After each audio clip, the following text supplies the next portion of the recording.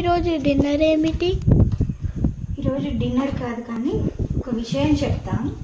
Social మీడియాలో #save Punarvika అని ఒకటి బాగా నడుస్తుంది కదా. సో అందులో పెద్ద పెద్ద ఇన్ఫ్లుయెన్సర్స్ కూడా అందరూ మంచిగా రెస్పాండ్ అవుతున్నారు. సో ఫండ్స్ అనేవి కూడా మంచిగా కలెక్ట్ అవుతున్నాయి. సో మై సజెషన్ ఇస్ ఏంటి అని అంటే, ఇప్పుడు థర్డ్ పర్సన్స్ కూడా కొందరు వచ్చి మేము ఫండ్స్ రైజ్ చేస్తున్నాము, మేము ఫండ్స్ వాళ్ళకి ఇస్తాము అని చెప్తున్నారు కదా.